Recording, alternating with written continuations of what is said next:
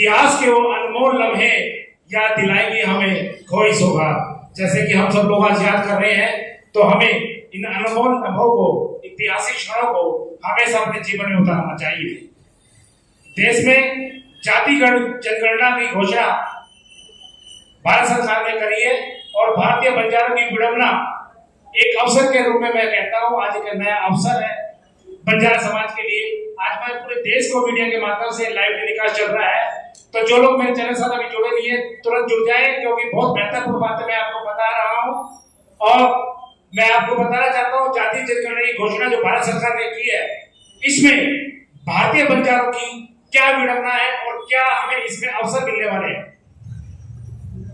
विधायक जी, मैं आपको बताना चाहता हूं, भाषा एक नाम अनेक। भारत के अंदर मैं आपको बता दूं, मुख्य भाषा देश भर में तो बंजारा है, लेकिन इसको 23 उपजातियों के नाम से जाना जाता है। ये हमारी ही विडंबना है कि पूरे देश में 23 उपजातियां होने के बावजूद ऐसा क्यों हुआ। जो जिस क्षेत्र में रहा और जिस जहां पर उन्होंने काम किया उसी हिसाब से उसका बंटवारा कर दिया गया।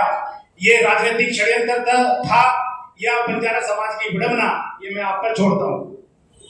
भारत के अंदर जब देश आजाद हुआ, बाबा लखी शाह का वो जो दौर, जिसमें भारत में मुगल साम्राज्य का वो जो दौर था, उसके अंदर बाबा लखी शाह ने जब एक गलती कर दी है, किया महान ऐसा कार्य कर दिया जो इतिहास के पन्नों में दर्ज है, जिसे हम आज याद करते हैं। गुरु तेग बहादुर जी के धड़ को 2 टुकड़े कर दिए गए, शीश को अलग कर दिया गया, धड़ को अलग कर दिया गया। जो बाबा लखी शाह ही थे जो उनके धड़ को उठा करके रकाबगंज जो गुरुद्वारा है, जहां वर्तमान में आप देखते हो, ये बाबा लखी शाह की 2100 एकड़ जमीन, जहां राष्ट्रपति भवन, बंजारा पूरा क्षेत्र, बंजारा टांडा, जो रायसीना जो आप देखते हो, रायसीना भी बंजारा टांडा ही था, जो उस वक्त 1 लाख बंजारा दिल्ली सेंटर में रहता था।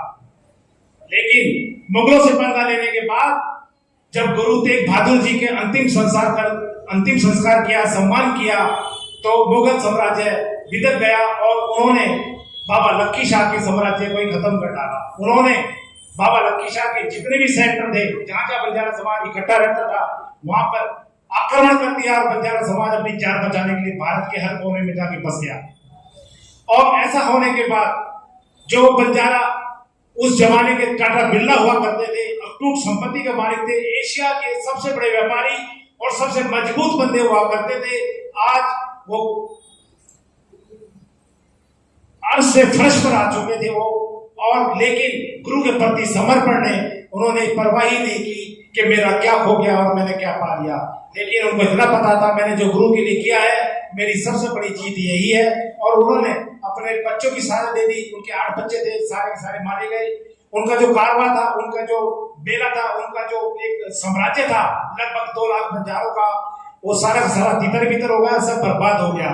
लेकिन बाबा लखी शाह ने इतना जिगरा दिखा दिया, अपनी संपत्ति की परवाह नहीं करी, और उन्होंने गुरु तेग बहादुर जी के लिए अपने जीवन को समर्पित करते हुए अंतिम सांस भी उन्होंने गुरुद्वारा के वहीं पर ही उन्होंने दी, जहां पे आप रकाबगंज गुरुद्वारा आप देखते हो।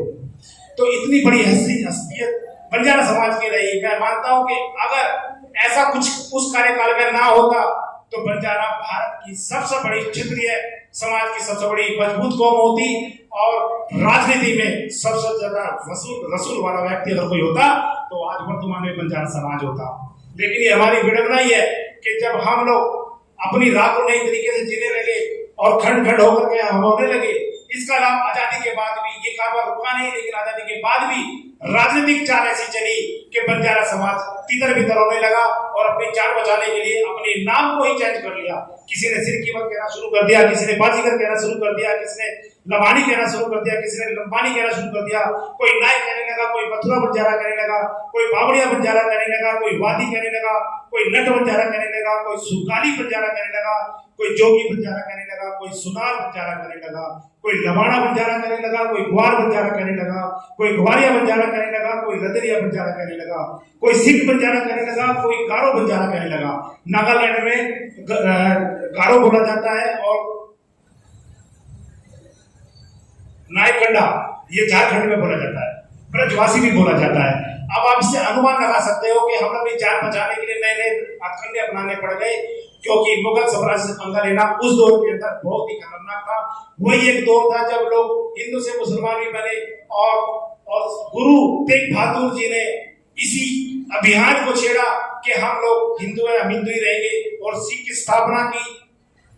गुरु नानक देव जी महाराज, ये सब लोगों ने सिख का नाम रोशन किया, और बंजारा समाज इनके कंधे से कंधा मिलाकर लड़ाई लड़ता रहा। लेकिन सिख को आज बहुत आगे निकल गई, लेकिन बंजारा समाज आज भी वहीं के वहीं खड़ा है। आज मैं दूसरी बात एक और ये कहना चाहता हूँ कि राजनीतिक क्षेत्र में भाजपा वालों ने भी पार्टी की 2 टिकटें हमें दी और हम लोग जीत करके आए। कांग्रेस वालों ने दी, हम लोग जीत करके आए। लेकिन अभी तक आम आदमी पार्टी ने हमारी तरफ कोई रुझान नहीं दिखाया।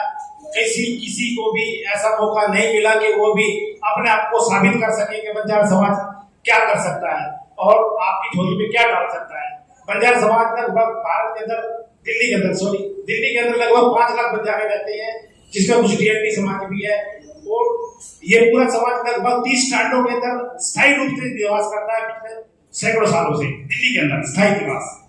तो मैं सर आपसे सिर्फ इतना कहना चाहता हूँ, दिल्ली में डीएनटी विकास बोर्ड की स्थापना की जाए।